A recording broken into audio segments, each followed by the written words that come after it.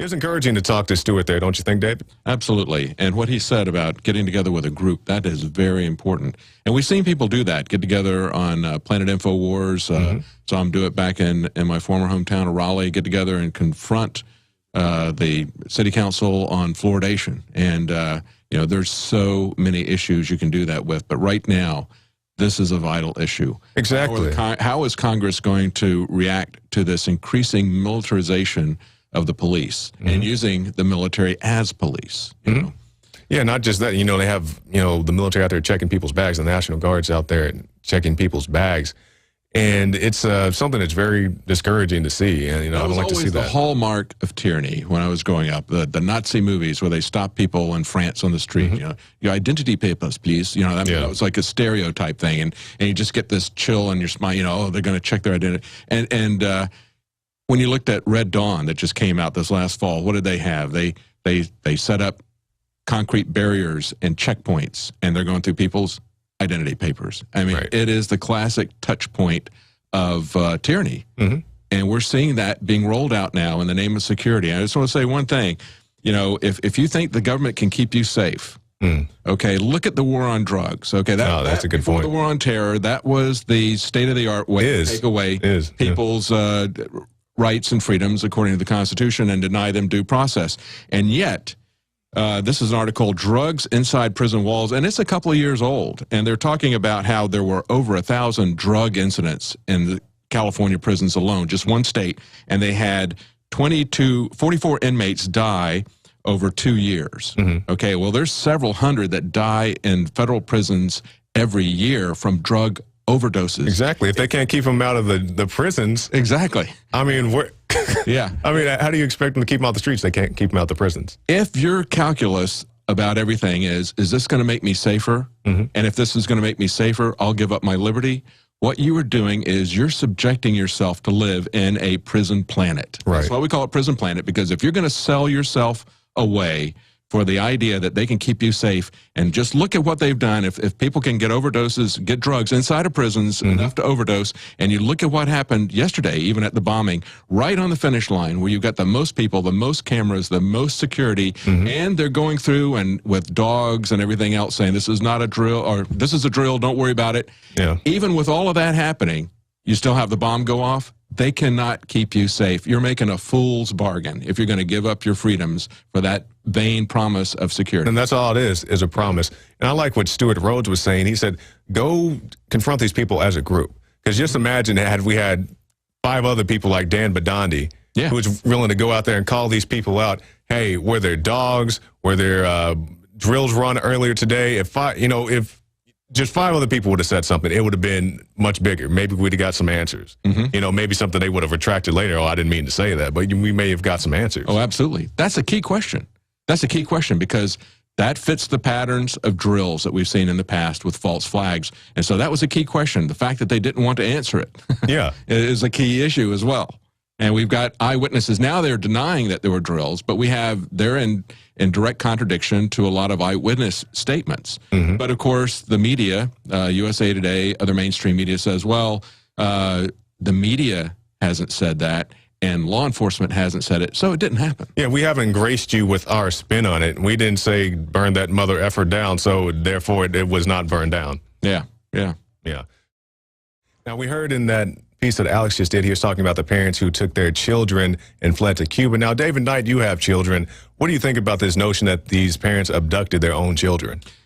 Well, that was just an amazing piece, I think, of misjustice there. That, you know, there was a week ago last Saturday, you and I went to this anti-Second Amendment rally that was here in Austin. And just prior to that, they had Moms for Medical Marijuana and you know. Tell us about that. And I talked to a lady there that was a registered nurse, and we talked about the different medical uses of marijuana, and it has quite a few. But I asked her about this, and she said, because the reports are that they terminated the parental rights of this family because of a possession of a very small amount of marijuana. And when the police busted the parents as they were traveling on vacation, they released the father after 2 weeks. So it obviously was not a significant amount of marijuana. Right. But Child Protective Services there in Louisiana hung on to the kids for very many months, and I think that's what these parents had time to plan to try to get them to Cuba, where they thought they would be safe. But you know, they talked about, oh yeah, this child was kidnapped by his own father, and then when they came back, they said the kids didn't even know that they'd been kidnapped. They thought they had just taken a vacation, you know, on a boat, because it's not very far in Florida to go by boat to Cuba. You know, they didn't endanger them. And it's just such a sad thing to see lives destroyed by this. And over half of the people imprisoned in this country in the war on drugs are there because of marijuana. And we see the public waking up to this, at least a large sector of the public. And I think really the cutting edge of people trying to get their liberties back are on two issues. And that is on the war on drugs, where we're seeing drug legalization, especially marijuana legalization, the end to prohibition, essentially, and the fight against further prohibitions on guns. And actually, the gun people need to get their stuff together and start rolling back some of the prohibitions that we've got on guns already. Because we have to understand how the war on drugs has been used. We have to understand how the war on terror has been used against us. And we have to understand how it's going to be used against us if they're successful in getting gun prohibition. And we're going to have to understand how much more dangerous our streets are going to be if we have gun prohibition, because people started shooting each other on the streets of Chicago because of alcohol prohibition. They were shooting each other. Al Capone and others were shooting with each other with automatic weapons. Right. And it was amazing, as you heard, when we went to that rally, the police chief here in Austin, Acevedo, was saying that the reason gun crime is so high in Chicago is because we have easy access here in Texas and other states like that to guns, and yet we should have that kind of crime rate. Yeah, using that same kind of logic, why aren't we shooting each other? You know, they call it Chirac now, Chicago. Why aren't we shooting people in Chirac numbers here in Texas? And actually, on that same point, I have this article here. Mexican drug cartel money laundering trial begins in Texas. Now, this is a Mexican drug cartel kingpin who is on trial today here in the city of Austin. And it says he allegedly ran a money laundering operation that stretched from Chicago to Venezuela. So if we get rid of the guns, we're not getting rid of the reason for the crime. Many of the crimes in Chicago are drug and gang related. So removing the guns from that situation does not stop the fact that guys like this are moving boatloads of cash and other ill-gotten gains into cities like Chicago. You're not getting rid of the problem. You're just getting rid of the instrument that they commit the crime with. Just as if, you know, it's a horrible situation. Let's say like a domestic dispute. If a guy hits somebody with a hammer, you know, that's, you know, you're more likely to be killed by a hammer than with a assault weapon. If somebody hits his girlfriend with a hammer, they don't blame the hammer. Absolutely. They take the guy to jail. Absolutely. And you see people like Piers Morgan, they love to wave the thousands of people shot by guns, but they don't look at the nature of the gunshots. I mean, that includes people that are shot by the police as well as people that are shot. Self-defense situations. Self-defense situations. But as the police chief of Chicago said when they asked him why they were having so much crime there, he gave a very different answer than the police chief of Austin. The police chief of Chicago, where it's actually happening, said that 80% of the shootings in Chicago were because of drug war, the drug gangs essentially shooting at each other there. And that was related by a former prosecutor who is now very active in law enforcement against prohibition. A lot of former prosecutors, that's LEAP, you guys can look that up, it's leap.cc. A lot of former prosecutors, a lot of former police officers and current prosecutors and police officers who see that it is not doing anything to stop drug use. As a matter of fact, it's had just the opposite effect, as we saw with alcohol prohibition. You know, you can certainly make a case that alcohol is evil and that it's bad for people's health. It causes them to have car wrecks or whatever. But it isn't something that is going to be stopped by prohibition. We've already tried that, and we realized it was a failure. Yet we repeat that, and we put it on steroids for the war on drugs. And when they do this for guns, you're going to see gun violence go through the ceiling. Yeah, that's always my thought when we talk about prohibition. We have the current drug prohibition, which we call the war on drugs. We had, of course, alcohol prohibition, where violent crime spiked overnight. And you're just outlawing alcohol, something that somebody can make in their basement. Now, what's going to happen when you outlaw the things that they commit their violence with. Their weapon of choice just because they had at the time, with the Tommy gun or whatever else they had. I mean, if it had to be Molotov cocktails, I mean, they're still going to find some way to commit their violence, regardless of what tools they have. Absolutely. And what you also saw with both alcohol and with drugs is you see every form of drug has increased in potency. And you've seen all kinds of new drugs come in because of this thriving criminal black market. Exactly. These guys get creative. I mean, they didn't have ecstasy, back in 1920 or, And you saw the same thing happen during alcohol prohibition. The levels of alcohol content soared through alcohol prohibition. And so you see even things like marijuana, they go in and the criminal black market, they increase the potency of the THC that's inside the marijuana. But as someone who doesn't use drugs, I don't want to see my freedoms taken away. I don't want to have to pay for the incarceration for mandatory minimums for people in prison.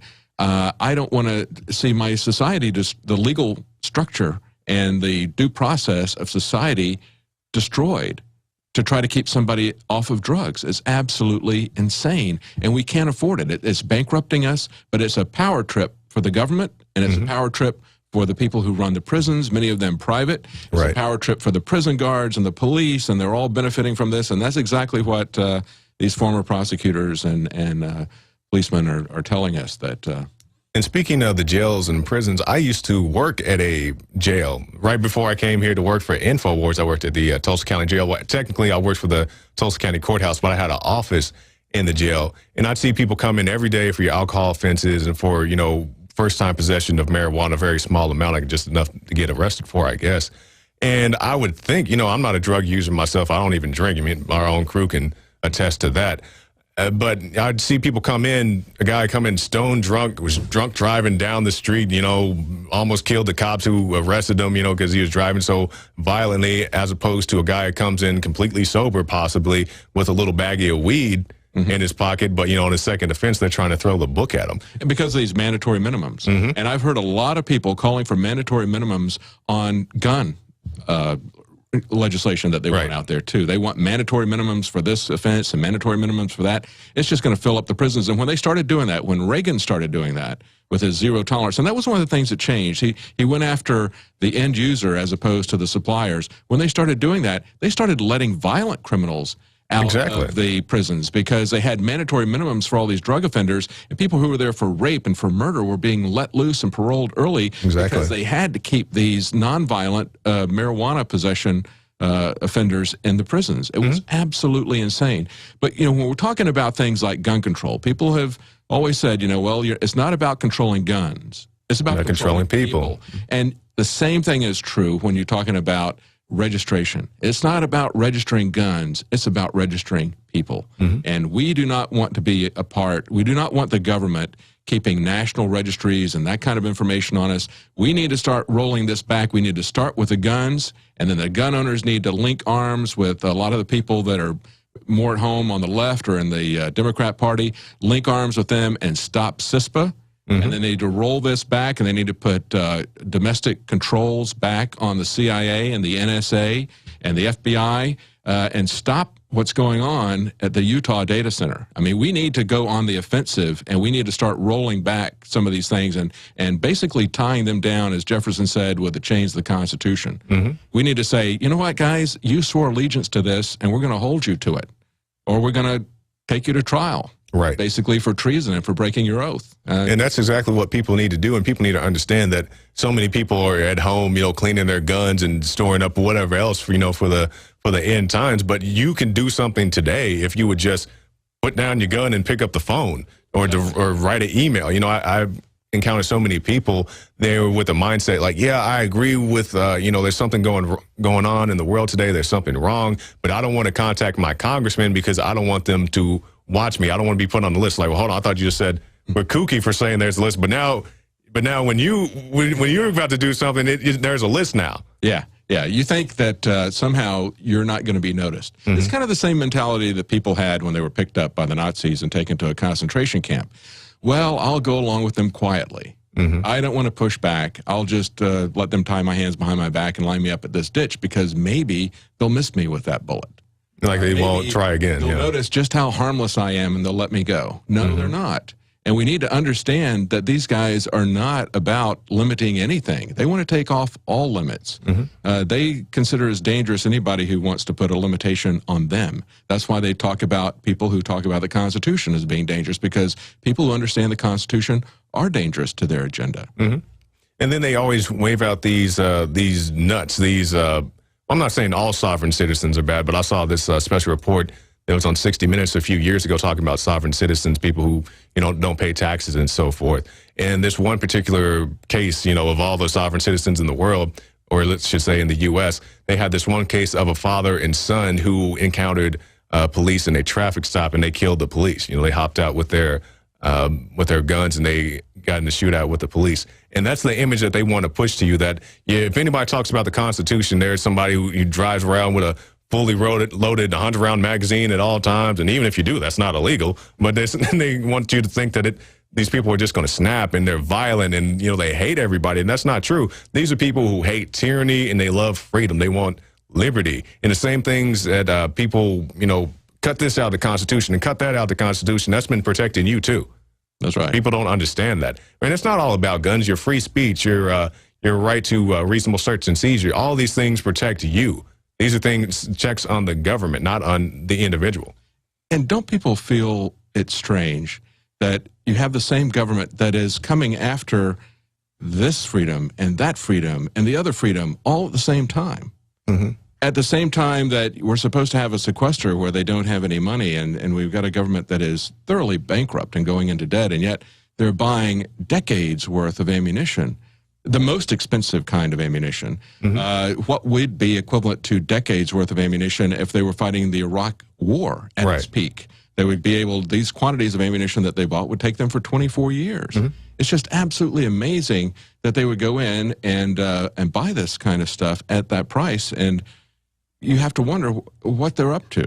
What are they up to? Because they're moving more towards the weaponized drones and things such as this, where the soldiers don't have to be on the field. And so why would they go out and buy all these rounds, billion rounds of bullets? And there's a lot of speculation that they're just trying to dry up the consumer market. That's what because every time, I go to the gun show or go to the gun store, and actually we have a video we're going to throw to in just 1 second, the shelves are bare. Absolutely. Besides shotgun shells, there's not too much on there. Your popular rounds, your 9mm, your 223s, those are gone. If they can't get their legislative agenda through, then they can just basically make sure that we can't get any ammunition to put in our guns. And that's a lot of the argument I hear, because I hear people like, I'm pro-gun, I'm pro-Second Amendment. I don't want to take away anybody's assault weapon, fully automatic, and they don't care what you have. But they say, I think we should tax bullets. Well, I think we should regulate bullets. I think you can only have X number of bullets in your home. You can only buy X number at a time, whereas you can go buy as much alcohol as you want. You can go buy as much stuff at the grocery store to make a bomb that you want. And that's no problem. And you've also got the question of which agencies are going to be able to get weapons. At the Austin event that we were talking about before, there were so many things that were said there. And one of the things that was said by the police chief here in Austin was, of course, that he has no trouble getting bullets, but he was also attacking constitutional sheriffs. And in this report that we've got coming up, you can see that there are law enforcement agencies, selected law enforcement, that are having a great deal of trouble getting ammunition. But the Austin police chief is going to Washington and meeting with Joe Biden and with Homeland Security and helping them with their agenda, and he's not having any trouble. No trouble at all. So, is that going to be the way that's going to shake down, that the public is going to be starved for ammunition, and certain law enforcement agencies that aren't playing ball with them, especially perhaps maybe sheriffs who stand up and say, I'm going to defend the Constitution, maybe they're going to have trouble getting ammunition as well. Yeah, so we'll see how that plays out. But right now, let's go to the special report.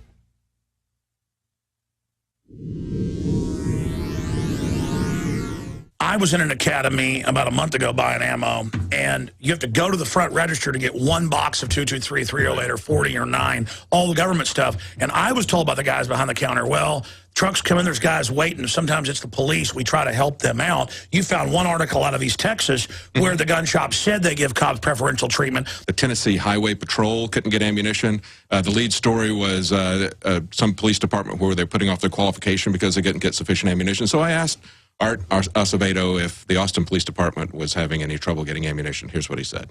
One quick question. Are you having any trouble getting ammunition? No, actually, no. So when we heard that, we went out and we looked around Austin to see if we could buy any ammunition from sporting goods stores. And we Slim pickings. We did some hidden camera stuff. I believe we all went out. I went to one of the academies here in Austin. And how many boxes do you buy? In the black one. Yeah. Just because of what's been going on with the regulations, it's just been with the distribution channel, as soon as they can send it to us, it's been kind of touch and go. Like, I know we're not getting any ammunition on tonight's truck. The truck comes in at 4 a.m. And everything. Okay, so we open at 8. The ammo's always out here. If you're not one of the first 20 or 30 people here, you're probably not going to get it. Okay. And the guy behind the cashier girl, he said, well, you can buy 2 if you have somebody else buy 1. But the cashier girl is telling me, no, this is our last box. And how many boxes do you buy? In the black one.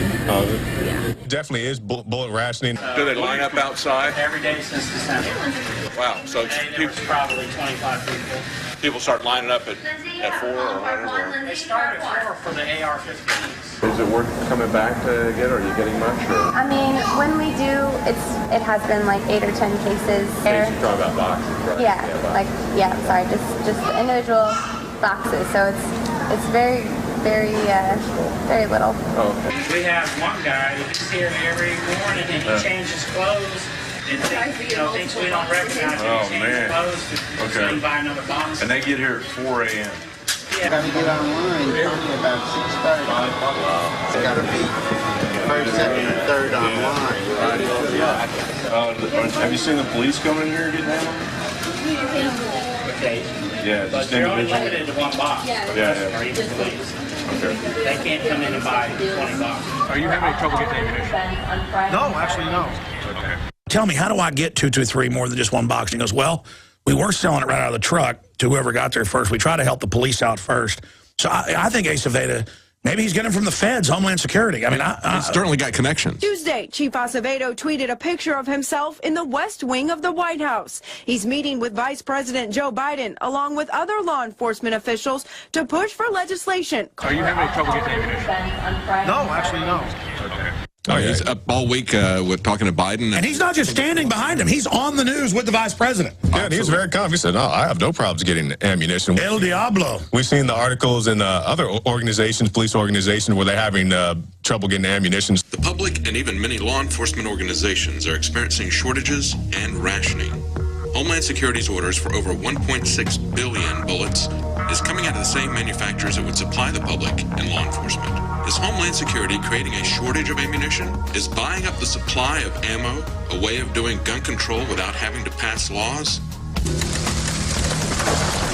All right, and I do believe we may actually get some answers as to why Homeland Security is buying so much ammunition soon. Was it a senator who got a meeting with the Department of Homeland Security?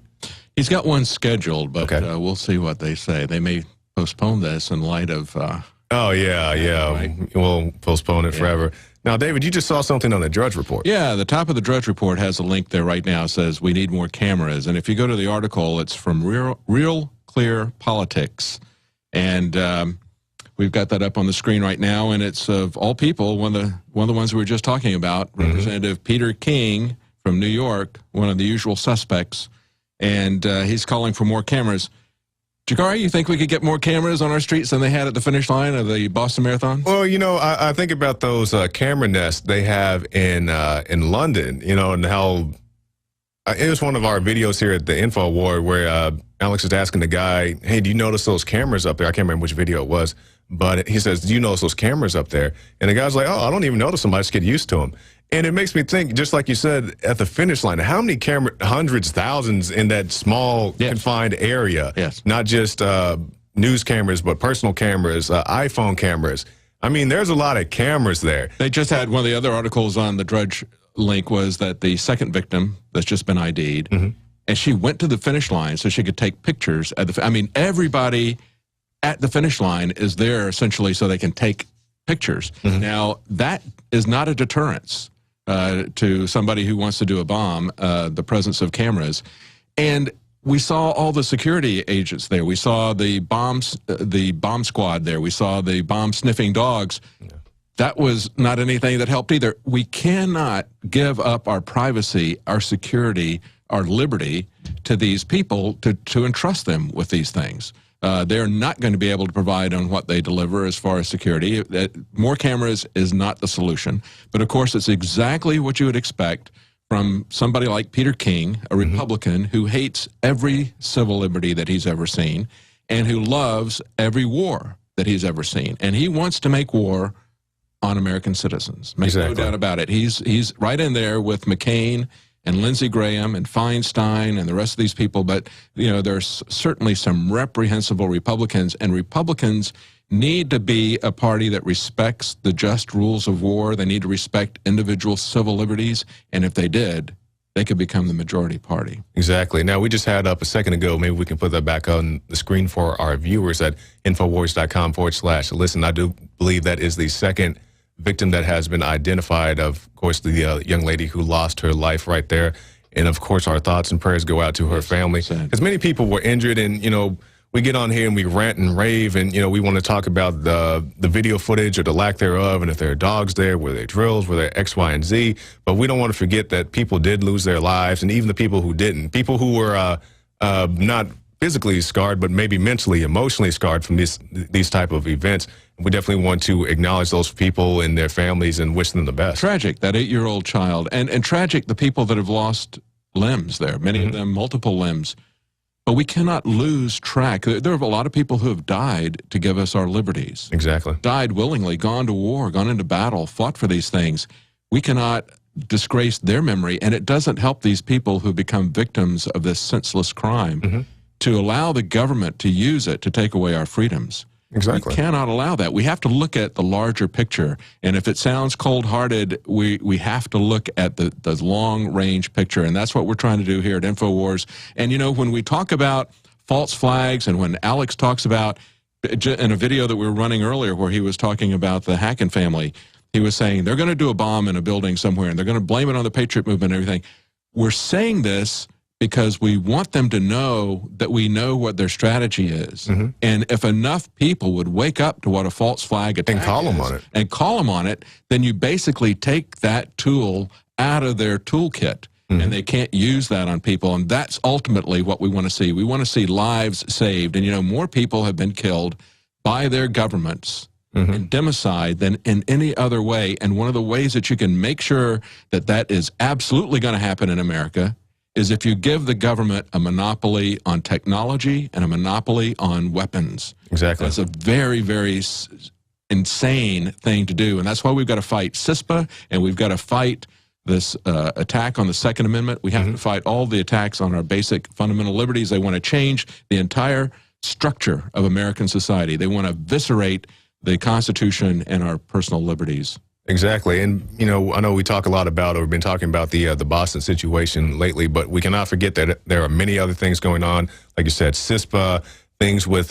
food, your health, Monsanto, Protection Act, all that stuff is very important. So while we do focus on this, please be aware there are other issues, and there are things that you can do. You can reach out to your local officials, your national officials, and just let them know. Now, talking about Peter King and his notion that we need more cameras, I might even be up to support Mr. King in his campaign if he would demand that we got more surveillance footage of the Pentagon on 9/11. I would like to see more surveillance footage on that, because I remember watching one of the big news networks, and they were talking about how some people actually had their footage confiscated from them at the race in Boston because you know, the FBI or whoever needs that footage. And my concern is, if all these tapes disappear, you know, are we going to have another Pentagon situation where, for all the photographic evidence that we could have had, we have one camera angle of still images? And thus far, even today, I haven't seen too many different camera angles of what happened in Boston. Like Peter King, who are calling for all these surveillance cameras on us and everything, they're the very first ones to try to criminalize it if you take pictures of the police in a public situation. And court after court after court has ruled that if the police are doing their job in public, then it is the right of the citizens to watch and to record what they're doing, and it is a check on them. It is something that puts them on different behavior. That's why we had the opt-out and filmed campaign with the TSA. Because it absolutely changes the behavior of the TSA or any law enforcement official if you're videotaping them. It makes them uncomfortable, and they should be uncomfortable if they're doing something that they know they shouldn't be doing. But these types of people, like Peter King, are the very first ones to say that citizens lose their rights to tape this stuff. And, you know, government is unique. No matter how much no matter what causes the problem, if they're spending money like drunken sailors and on hookers for the Secret Service, exactly, or they're spending us into oblivion with a national debt, the answer of it is to let's go further into debt. Yeah, you know, and when they come it's never let's stop taking these multi-million-dollar vacations and say we can't have tours of the White House. You know, kids have their bake sales all year long, sell whatever else, you know, to get the funds to go out to Washington. And whoops, kids, we can't have you in. We just had Alex Jones walk in. Hey, Alex. And I've been teasing you guys on the microphone. Hey, you guys want to take an hour of phone calls and take a break? Yes. Are the phone lines ready? Absolutely. Let me give the number out for everybody out there. It's 877-789-JACARI. No. 877-789-ALEX, 877-789-2539. You guys are kicking butt. You're even worse than I am, never going to calls. Yeah, we need more cameras. Peter King looks like a wax museum piece or something. But you guys kick butt. We're going to open the phones up and keep covering all the news, and we'll have it all boiled down at 7 o'clock for the official InfoWars Nightly News. You guys have got another hour coming up, and we'll go to Restream for a couple hours from the daytime show, and then we'll come back. So continue, ladies and gentlemen. All right. So we are... Phone calls are coming in. Phone calls are coming in, and we will take them as they arrive. Coming your way. All right. So give us a call, and we will talk to you just shortly. But in the meantime, David, if you guys are ready on the clips, I'm not sure if you are or not. Can we play the second Dan Bidandi clip? This is the one InfoWars reporter asked question on Boston Marathon bomb, and just let me know when you have that queued up and ready to go. So just in case if you're just joining us, one of our reporters in the Northeast, Dan Bidandi, was one of the few reporters to go out and ask a real question at these press conferences, because most people are asking, would you think the citizens of Boston are safe and X, Y, and Z? And I'm pretty sure they're shook up. You know, I'm sure the National Guard and whoever is trying to grasp hold of the situation. But Dan Bidandi went out and asked some real questions, and here's a clip of that. Hey guys, Leanne McAdoo here at the Austin, Texas InfoWars News Center. Our East Coast reporter Dan Bidandi is on the scene, and he was able to get in this question at the news conference. We are looking at all of that right now. That's one of the investigative steps that we're taking. They said they were doing drills this morning for the same exact thing that happened on BostonGlobe.com. Now, were you guys given any warning ahead of time of this taking place? As I said earlier, there was no specific intelligence. We certainly increase posture around a big event like this. All of those things happened in preparation for this event, but there was no specific intelligence that anything was going to happen. Now, we've got that story on our Infowars.com website, and you can check it out, follow up with more. Absolutely, folks. It's all breaking there, and a live feed is at Infowars.com/listen. A live video feed is there for everyone with Jakari Jackson, David Knight, myself, and the rest of the crew, Rob Dew, John Bound, the entire crew here, Adon Salazar, Kurt Nimmo, they're all there right now covering all of this, and Leanne McAdoo is also on top of it as well. So this is a big deal, ladies and gentlemen, because so many of these past events have been false flags. We've got to study this and see if it is, because they want to have this total rollout of the police state, an excuse to carry that out. Leanne, what else are you working on? Well, I've got some stories coming up about the drone strikes. Obama had just flat out lied about how many people had been struck with the drones. Maybe that's why we got this, to distract people. So, all right, great job, dude. What else are you working on? Well, I'm going to try to follow up and see what happened with my brother-in-law, who was actually running in the marathon. For the Army. For the Army. And he's in intelligence. Tell folks what happened with him. Right, and apparently he got pulled out early of the race. They said he was dehydrated. So I'm trying to get a hold of him right now. I've been throwing texts back He and said, forth. you got to go to the my hospital. They came to him. Right. They pulled him out of the race, sent him to the hospital, said he was dehydrated. And Wasn't that nice? In fact, Leanne, search engine real quick.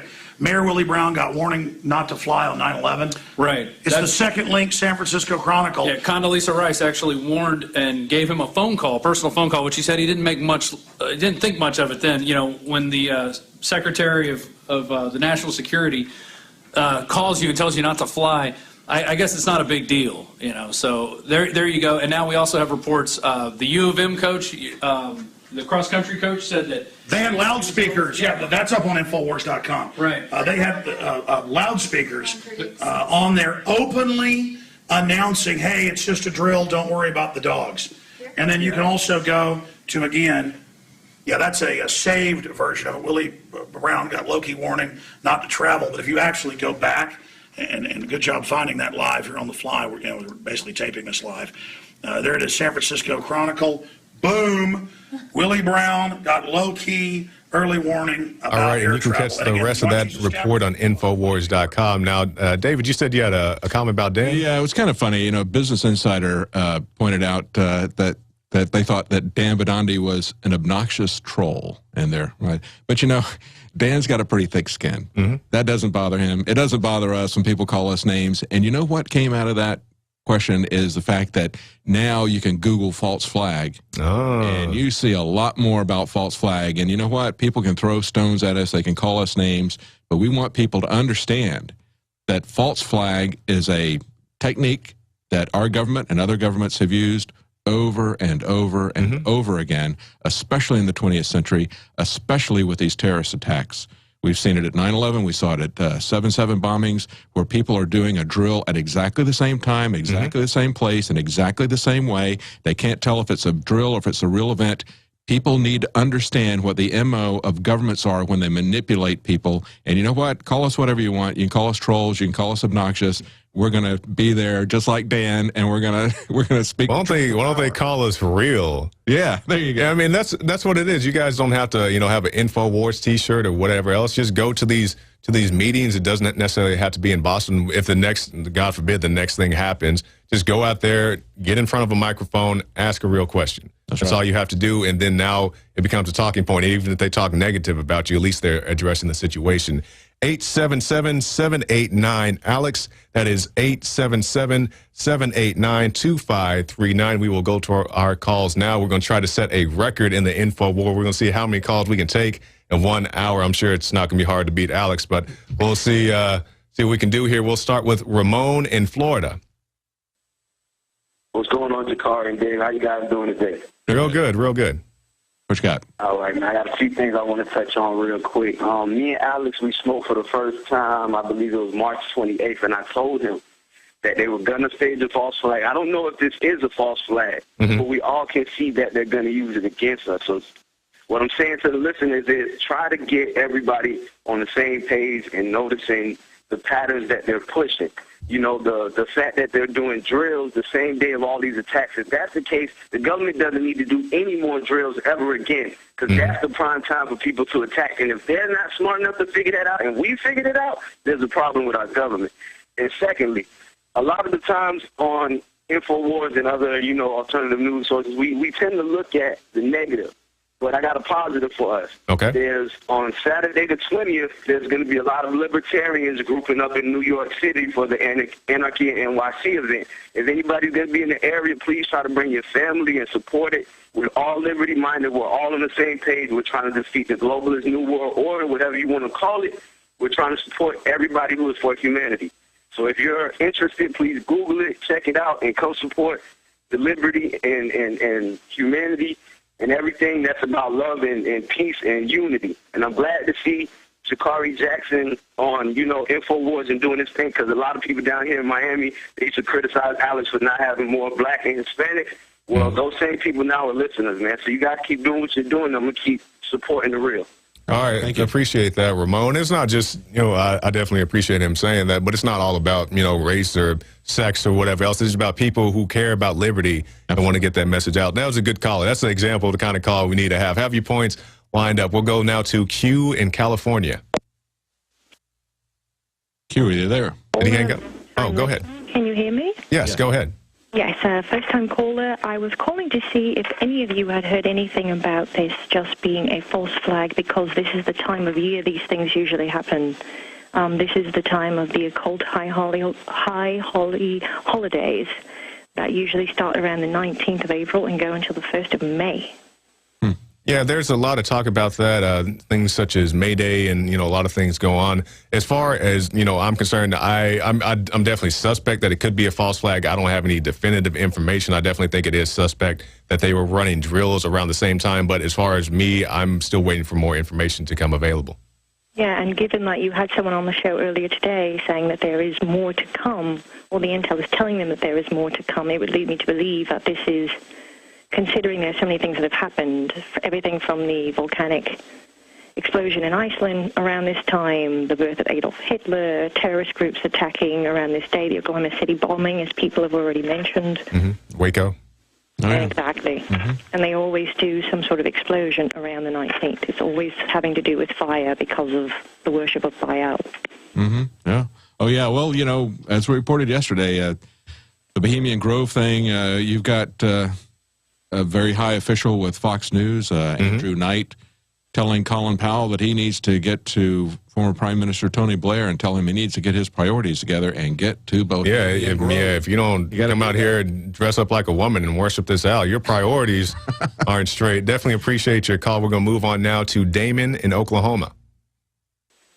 Yeah. Damon, go ahead.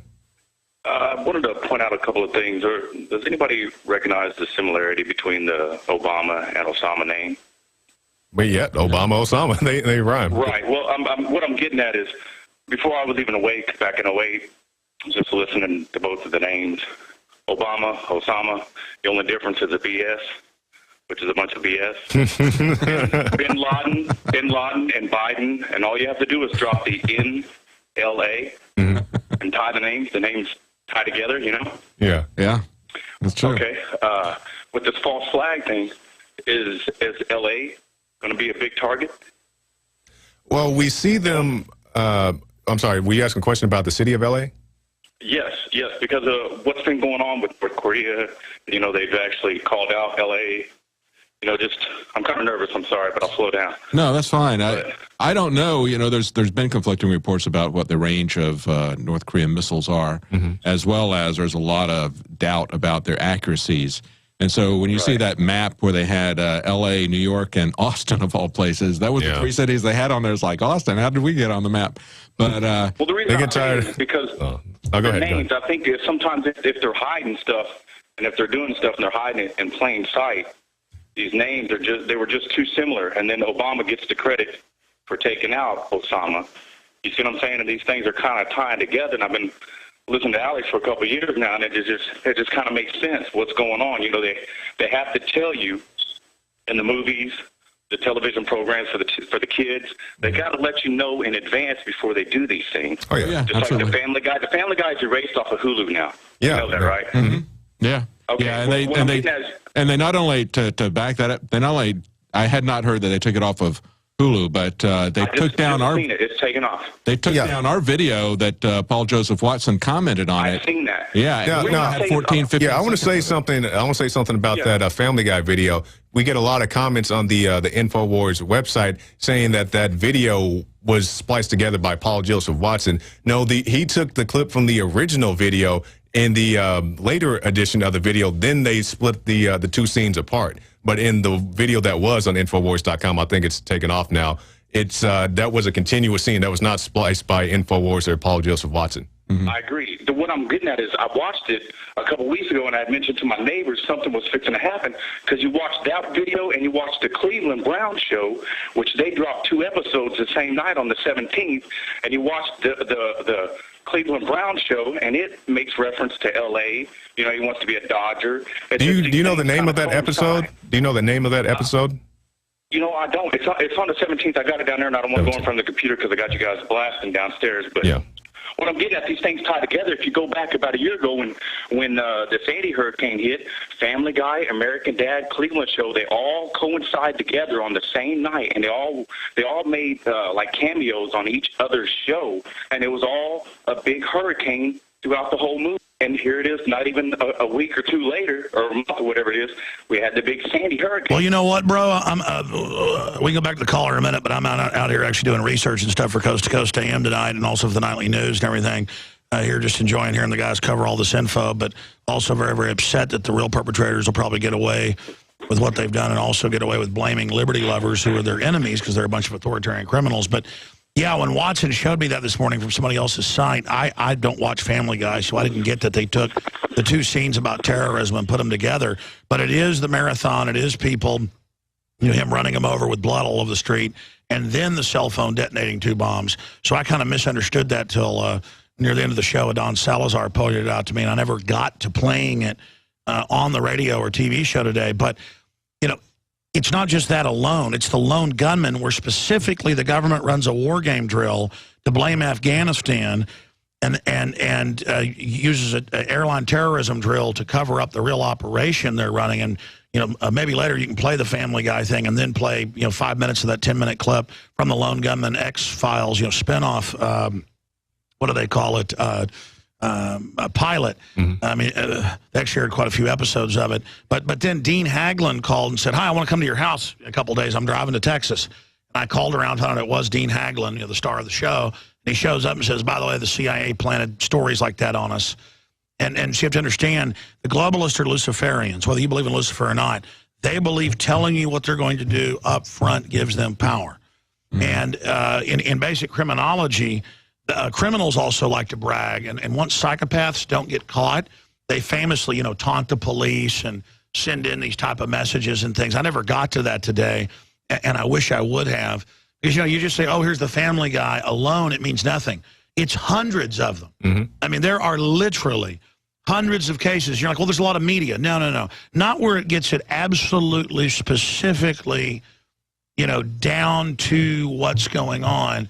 They are throwing it in our face. Now, some would say people probably saw the Family Guy last month, and whoever bombed it might have got the idea from this, or maybe even subliminally. Now, that I could actually buy at a certain level. Some of it's staged, but a lot of it is, I mean, I've talked about this 1,000 times, but anytime somebody would climb to the Empire State Building or World Trade Center and jump off before they put up the safety screens, the police knew, the station cops there immediately, because all of a sudden 3 or 4 more copycats will go, that's a good idea. I want to kill myself. I'll just do that.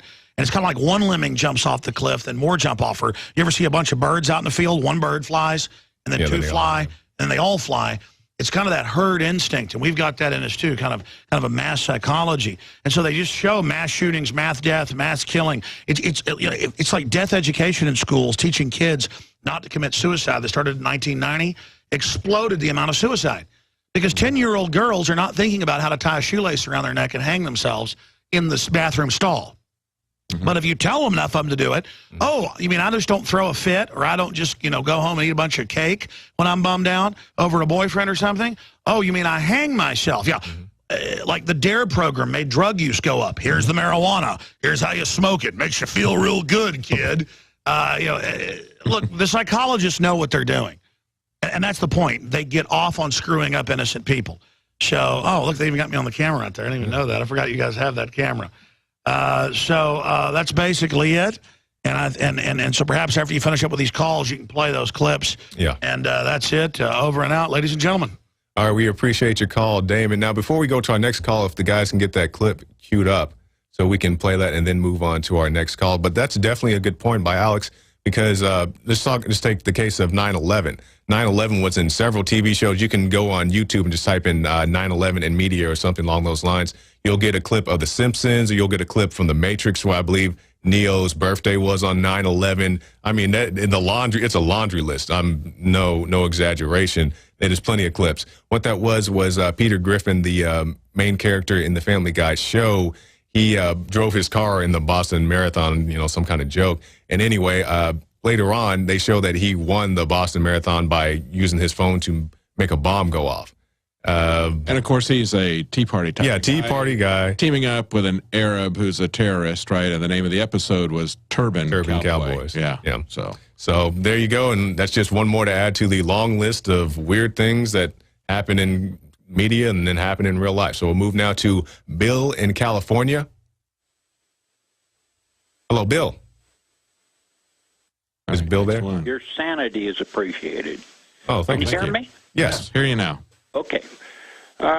Today's subject is the Second Amendment, and the first part of which is the well-regulated militia. You may not know it, but you have a citizens' militia in Texas. It's called the Texas Guard. I'm from California. We had our own state military reserves. I think what you saw at the Kite Festival was actually Texas Guard, and there's some questions you should ask. One is, do they have a head count limit?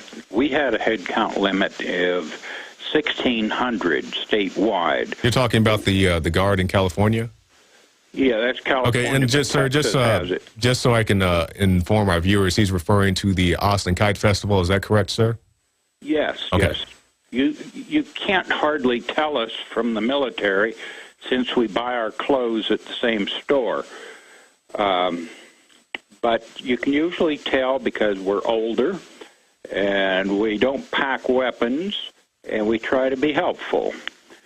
So please have one of your researchers dig into this.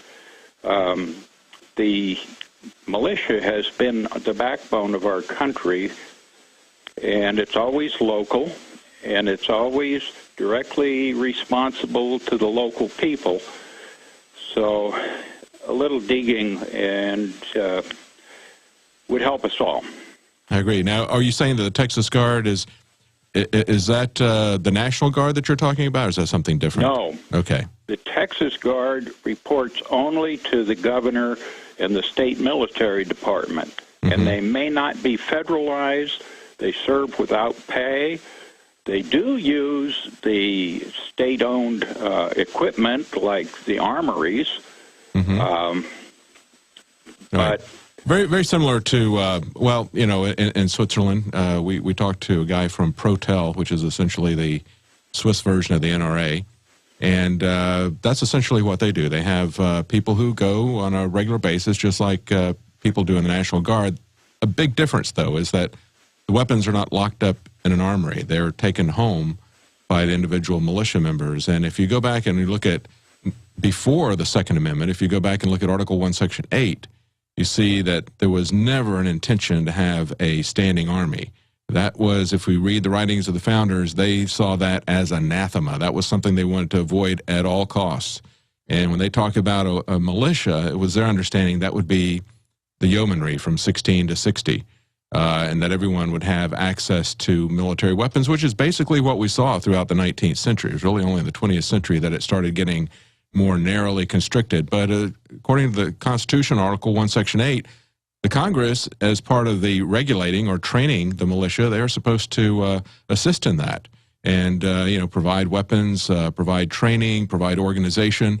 But it is something that is to be decentralized and under the command of the various states, and that the federal army could not be funded for more than 2 years at a time. And we got away from that in a big way after World War II, and I think that when Eisenhower made his military-industrial complex speech, he was very concerned about that. He was an Army guy, and he'd been in a situation where they had a corps of officers, but they did not have a permanent standing army. He knew we were entering into a very new, fundamentally transforming, different relationship here.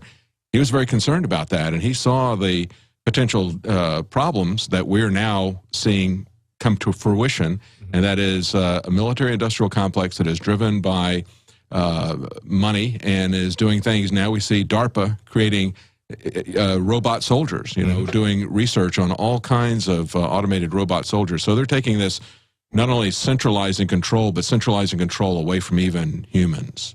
Exactly. Definitely appreciate your call, Bill. Again, the number to call in is 877-789-ALEX. That is 877-789-2539. And we'll move on now to Jay in Texas. Hey, gentlemen. How you doing? Good, good. Thanks for everything you guys are doing. I just wanted to kind of mention something that might not seem exactly related, but I think it's important to mention. Yesterday, after the bombings hit the media and you guys were talking about it, I lost cell phone service for about 40 minutes here in Houston. I mean, I could not make a single call, and I don't know what that's attributed to. Maybe the networks were busy or whatever, but it introduced a problem. You know, in my house, we have kind of a little household emergency kind of scenario where we need to communicate and kind of, you know, go get the kid at school and you know, do those kinds of things. And we were unable to really achieve anything for almost an hour. So for folks that, you know, kind of have plans and things to do when there is an emergency, whether it's man-made or natural, I would suggest maybe factoring in some default situations in case you can't communicate and there's no way to talk. Great idea. Yeah. Second point, my wife was born in a totalitarian communist country, and she was telling me last night, and I found it interesting that, you know, as she basically, her opinion is that the world's kind of turning on us as the United States. The world doesn't need us anymore, and as the U.S. starts to lose its grip internationally and in all those faraway places, she thinks they're going to really come down on us here at home to maintain their, you know, their system, their continuity, and it's just kind of, I feel that. I don't know if you guys do, but I feel the oppression coming, you know, and so anyway, I just thought I'd share that. Yeah. All right. Thank you. A blood on the water scenario. That's a very good point. You need to not have as part of your emergency plans a dependency on phone and computer networks, because we see in every disaster, even, you know, going back to 9/11, that sort of thing, those always get overloaded. Exactly, because people prepare. There's a few people that do prepare. You know, not everybody does, but they get the water and they get food and they get blankets and batteries and other things. But being able to communicate is definitely an important thing. I'm not exactly sure if that's directly related, but we also had a gentleman call in yesterday, I believe it was from Idaho, who said he experienced a similar problem. So if nothing else, it's just a good beta test for, you know, for you to, or for all our viewers, just to run through these types of scenarios. And understand that it's not just regionally constricted. You know, here's something that happens in Massachusetts, and it affects people in Idaho and in Texas. Okay, we'll move on now to James in Missouri. Yeah, how's it going, guys? I'm going to try to be quick and to the point here. There's a picture going around on the internet. It's comparing two separate Fox News reports. The report on the left is a report of the Sandy Hook principal who died trying to save the children. And on the right, it is the same picture, and the headline is Donna was at the marathon and close to the blast or something like that. Do you know the exact headline, sir? Or a website, or where are you getting this information? Well, I saw it when there's a trend on Twitter, Sandy Hook, and I saw it from a picture posted there. And then when I started tweeting it out, I started to get responses back to me saying, "Oh, I watched that report live. They were talking to her, or they were talking to the principal's sister who was running at the marathon." But then I also had people respond to those responses and saying that, and said that they and claimed that they looked up the familial records, and the principal, and I don't want to start talking about her name or anything. I don't know what the etiquette is on that, but and then they claimed that the principal did not have a sister named Donna. Named that. Okay. Well, we'll see what we can find on our end. You said you don't know the exact headlines? I'm not sure exactly how to describe it, because I'm on my phone right now, and I only get Twitter on my phone. I understand. But I did send a tweet to Real Alex Jones. It was a while ago, and I'm sure you guys get a bunch of mentions. Yeah, about what time do you think it was? About what time do you think it was? It was probably a couple hours ago. So maybe about, well, it's 4:30 here, so maybe about 2:30? Yeah, definitely. Okay, well, we'll look into that on our end. Thank you for your call, sir. All right. And my name is James, and that's also reflected in my Twitter handle, so just remember that. James. Okay, James on the Real Alex Jones. You can also send things to InfoWars Show Tips. Yes. As well. Okay, thanks, James. We'll move on now to Ryan in Arizona. Hey, how's it going, guys? Going good. So, one quick mention I wanted to make was Matt Drudge has a 98 press interview. If Alex wants to watch that video, just put in Matt Drudge in YouTube. It shows exactly why the press won't let people defend themselves, because Matt Drudge basically just shuts these people down with, him being just Matt Drudge. That was just kind of a side point, but I wanted to talk about the foot soldiers for the New World Order, and I call them spirit breakers. Their whole point is basically to kind of tear or rip the soul. Once that happens to somebody, they have a lifelong journey of pain because they're missing something out of their life. Now, I'm not Christian, but I am spiritual. And I think that that this whole push for taking away our civil liberties is eventually going to result in the shock troopers of the spirit breakers, which is the TSA and Homeland Security, to kind of take their full force and really tear apart the spiritual world. That's what's going to happen if these people get their way. And that's what they want. They know the spirit exists, and they want to tear the spirit so that you are in this utter confusion and hatred and pain. Right. And you bring up a very good point, because you said you're not even necessarily I guess you would call yourself an agnostic.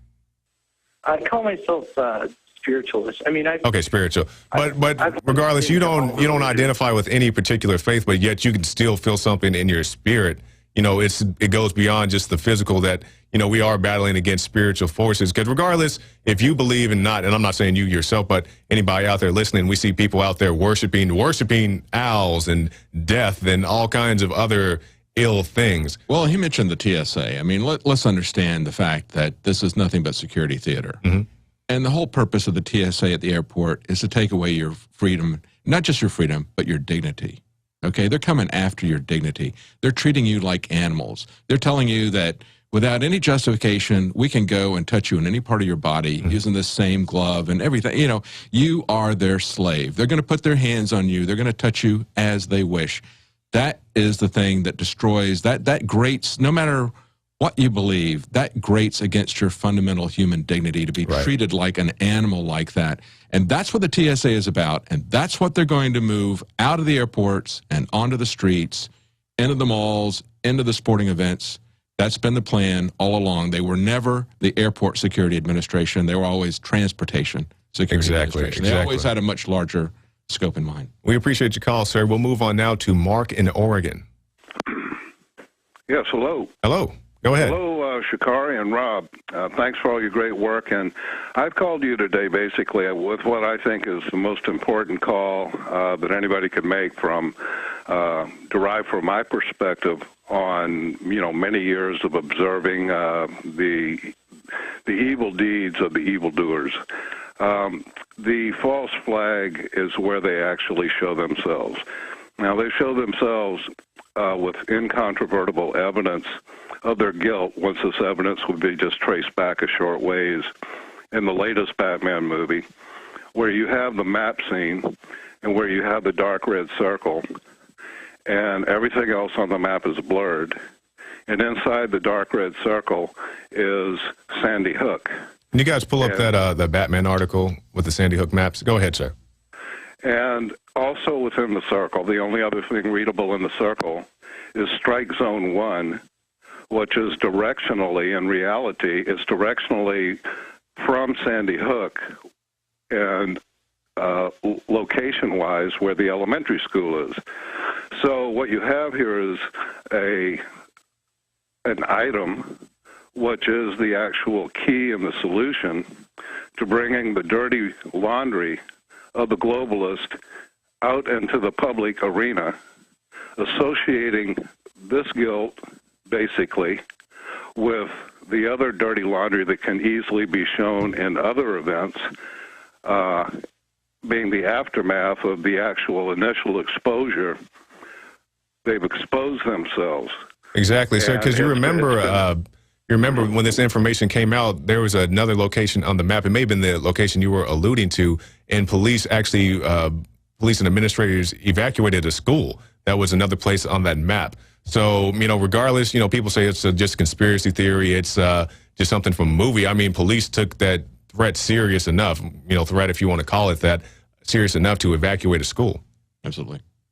to be a false flag expose done by you and the other broadcasters in the alternative media to turn it into an engine of publicity, which will cause the main mass false media, so to speak, and it's not even the mass media anymore, that's the alternative media.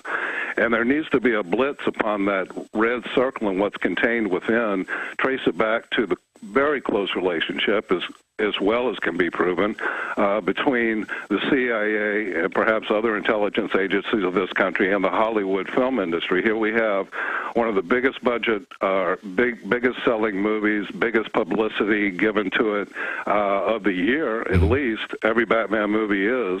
And you have this given away right in the movie, and they're so blatant that they think they can get away with that, but they won't get away with it if we just go back a short way, a little over 3 months. We pick this up, we put it out into, with everything that we've got, into the public consciousness. Okay. And also this director who did Batman, The Dark Knight. Christopher Nolan. Yeah, Chris Nolan. His next film is going to be about the singularity. So, yeah, he's right on script. I mean, he's an excellent director, and it's probably why they tapped him for this. So thank you for calling and pointing that out. Yeah, and the thing about that, what the caller said, you know, we need to do more reports on. We have done reports about that. Can you guys actually pull up that article that we did about the Batman maps and just throw it on the screen so we can tell our viewers the name of that? And it's not just about us doing it here at InfoWars. If more people would do it, I mean, plenty of people have covered that same topic on YouTube. People are covering the topic of the Family Guy episode and many other things. So it's not just about us doing the information here. We also need people to get it out to the mass. Do your own reports. I mean, that's one of the reasons that we're sponsoring the Paul Revere contest. We want to help people get their game up and communicate better because, you know, this is the sort of thing you're not going to see the media talk about this. Yeah, and since we have a second while we are looking up that article, David, just tell us a little about the Paul Revere contest. We have till April 30th. That's right. Coming up. So today's, we're still got another couple of weeks. So some people are putting some final touches on this, but it's still not too late to get involved, especially if you could do something collaboratively with people. It can be anything from 3 minutes to 2 hours.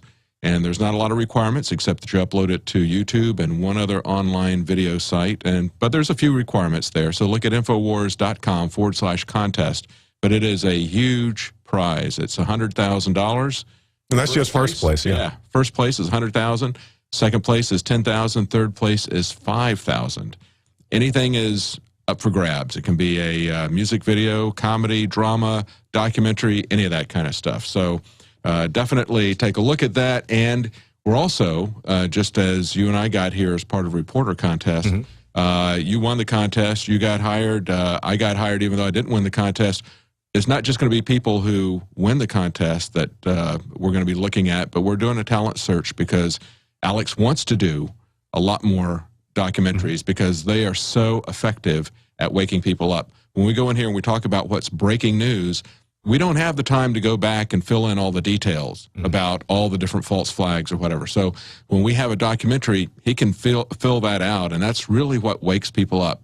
The news shows keep people informed, and they can wake people up. But the key thing to wake them up is a documentary or some long format story. And if you take something that's a fictional narrative, you can really get to somebody's heart. You can make them understand because they can identify with somebody there. That's what the left uses so effectively is they'll have a shooting like Sandy Hook or they'll have a bombing like what happened yesterday, and they'll focus on the personal stories and get us so focused on the personal stories that we're willing to just turn over any rights and any freedoms to them because in the vain hope that maybe if we give up our freedoms, we can keep something like that from ever happening again. That's what you hear all the time from them, and that's why they focus on the personal stories. Exactly. So Operation Paul Revere, you have to April 30th. April 30th. And it's going to take us another couple of months to go through all the entries. And we're, because of everything that's happening with this bombing. Yeah, we're a little short-staffed right now. To people that have submitted entries. So if you've submitted an entry and you haven't heard back from us, don't panic. We'll get back to you and acknowledge it. And we'll let you know so that you got time to correct any minor things. A lot of times people have issues with the way they name it. That's something that's easily corrected. So, but look at the instructions. There's not a lot there. There's an FAQ at Infowars.com/contest. Okay. And the number to call in is 877-789-ALEX. That is 877-789-2539. And we did see the Batman article. Can we put that back up just so we can tell people the title of it? Okay, confirmed. Section of Gotham renamed Sandy Hook in latest Batman release. So there you go. Get that one out to your friends. And we'll move on to our next caller, who is Alex in Chicago. Hey, can you hear me? This is Alex from Chirac. Oh, yeah, I know. Yeah, you call from Chirac. You're on, you made your way onto Prison Planet. You're in the rant section now.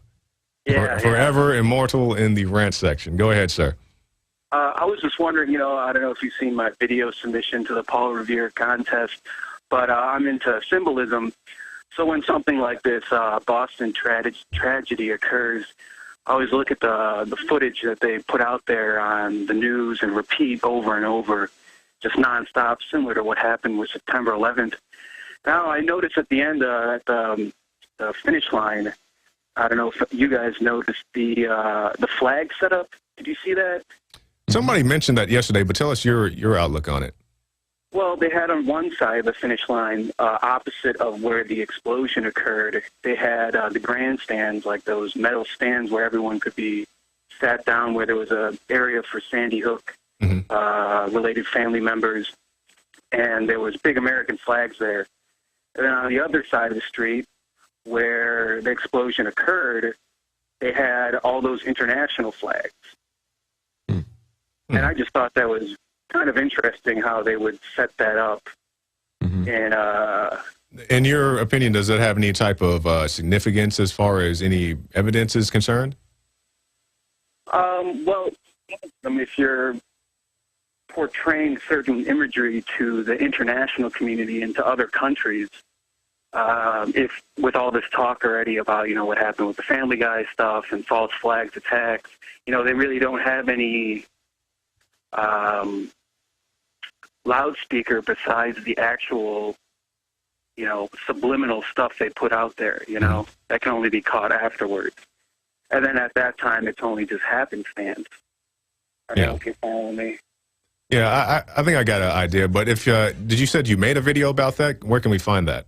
No, I didn't make a video about that. I made a video more so revolving around symbolism and such. Oh, okay. Using brainwash techniques and stuff, and I sent that to you, to your Operation Paul Revere. Okay, we'll definitely look at it and be on good luck in the contest. We'll move on now to Bryce in Missouri. Hello, guys. How you doing? Doing well. Doing well. Awesome, man. Well, you guys had a caller yesterday that called in and said something about, you guys should maybe do a little bit of an article about things that you can judge. I'm sorry, you're breaking up a little bit. I'm sorry. Listen, things are going on in my city right now, and I'm noticing, but I don't know how to go about doing things to confront them about it. And a guy called in yesterday about that same kind of concern, and I wanted to just point out a couple of things that's going on in my city right now. They just passed a 1.1% use tax that passed by a 1.08% difference. And then right next to that article, there was an article about a new DWI task force that's going to be implemented this month. It's going to be set up in random areas all over the city. And What city are you in, sir? Do you mind telling us that? St. Joseph, Missouri. Okay. And the sheriff here raised $20,000 to help push along this plan because it was going to go for more policing. Now, out of 58,000 registered voters, only 7,000, under 7,000, showed up to vote. We're paying for our own roadside checkpoint conditioning machine, pretty much. Along with that, the last 2 weeks, they put in over $100 million in ridiculous projects. A $65 million downtown casino and event center. They're putting out a $35 million agro expo center in the Mitchell Woods complex here in town. With a $4.9 million road connecting to the highway. That sounds very familiar to a lot of people in a lot of different areas. I think a lot of people all over the country can identify with that, see that same type of thing happening. And when we talked to Stuart Rhodes earlier, he was saying, get down to the city council, get to your congressman, but don't go alone. Find somebody else that can go with you. Go as a group and let them know that you're going to be coming back over and over and over again. One way to find people is to go to Planet InfoWars and try to link up with like-minded people there. But one way or the other, you need to find some people in your area that share your same concerns and get together and present a unified front. And, just go down and confront them. Go down to City Hall and talk to them. It's about the only thing that you can do at this point. Yeah, and I hope they don't mind me letting the cat out the bag on this one, but the new edition of the InfoWars magazine was supposed to be about activism and things you could do, all the things that our callers keep calling and asking us about, but we had to do some revisions because of the bombing, and we had to have some new articles on that. So hopefully we can still get that activism issue done. And when it does come out, I definitely encourage everybody to get it, and it'll give you some good tips on that. But you can do things like Dan Badani does, like Luke Radowski does. We Are Change, all kinds of different groups. Just go out and get your camera. We Are Change group, that's another way to get involved. Yeah. There's a lot of different ways. Or just, start making your own videos and try to get people to coalesce around you. Mm-hmm. All right, definitely appreciate your call, sir. We're going to move on now to Brendan in Wisconsin. Hey, guys. I called in yesterday, and originally what I was going to talk about was Alex wanted people to comment on the Mark Dice video, and I thought he did a great job emulating the NPR voice. And I called in 3 years ago saying, hey, we got to kind of reach out to some of these NPR heads. I live in Madison, Wisconsin. It's a fairly liberal enclave, I guess. Mm-hmm. And my point was going to be that I'd woken up yesterday morning with a churning knot in my stomach thinking that like a false flag was imminent like that day and yesterday. And so I called in to reiterate some of my plans for preempting that narrative. And one of those ideas was to, like Dan Badandi was Johnny on the spot, which was a great job. And then also to try and figure out a way to get either left-minded people or whatever out to the range, get your friends who might be curious about going shooting, take them out with a certified instructor, get women to the range, because that's 50% of the voting block right there. So if you demystify, I was anti-gun, so if you demystify the whole notion of going to the range, I think that people can really preempt that whole narrative of guns being scary. Mm-hmm. Exactly. And it's not just women. I have, male friends who, view guns as these big, scary things, and they definitely can be dangerous in the wrong hands. But just like you said, I've taken friends out to the range, and very safe, have certified instructors there, and it can definitely be a productive time. Mm-hmm. All right, we're going to move on now to our next call in Minnesota. This is Debbie. Debbie in Minnesota. Hello there. Hi. Hi. I was calling in with some information that I found really strange. I was out of town Friday, but we got a robocall, and my husband saved it, and we have an audio of it.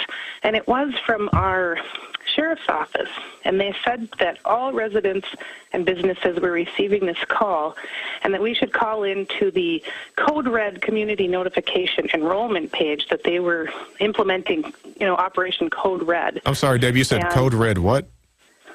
It's Code Red community notification enrollment page. That we were instructed as all residents, all businesses of Itasca County, we're in northern Minnesota, to go to our county website, and they said click under departments and click under sheriff, and you will find this web page that they wanted everybody to, it said it allows residences and businesses to supply your own contact information. Mm-hmm. And it says not only will this ensure a more accurate database, but it will allow residents and businesses to add unlisted numbers, cell numbers, secondary numbers.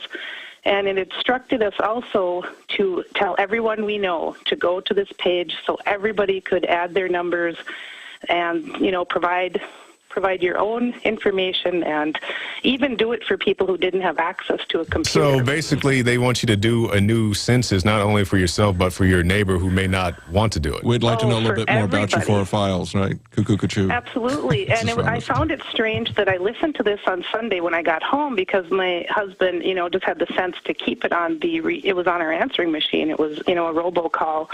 And I thought it was strange Sunday before all of the events happened in Boston, and then I found it very strange after that. But it says on this, it's through the Smart Justice Initiatives, the National Association of Counties, and that is where this comes from. They're worried about keeping us safe.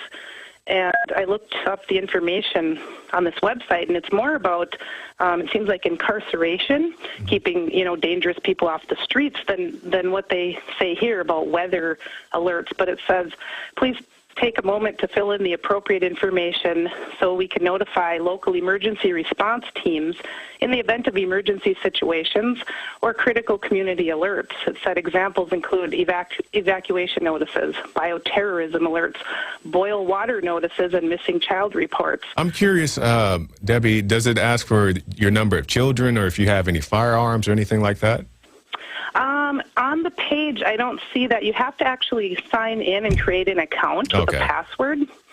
So I didn't do it, and we did my husband notified his family not to give any information, that do not respond to this, because thanks to you and Alex and everybody there, we have been awake, and it was actually our 16-year-old son who kind of keyed us in on Alex, and we have been listening and trying to wake people up everywhere. So, but I just found this very strange. It's never happened before, and the timing was just like, uncanny. Well, there's all kinds of metamorphosis that's happening in the law enforcement community. I mean, we have these fusion centers, and they were talking quite a bit about the fusion centers, quite a bit more about them in the wake of this bombing than they have in the past. So, and they have an insatiable appetite about information about you. They could never know enough about you. They always want just a little bit more information for their files, as they said in the song, right?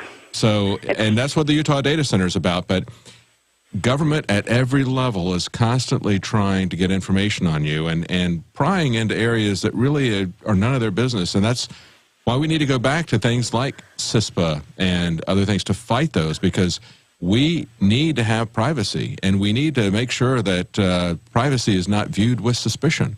When, they think that they have a right to know everything about us.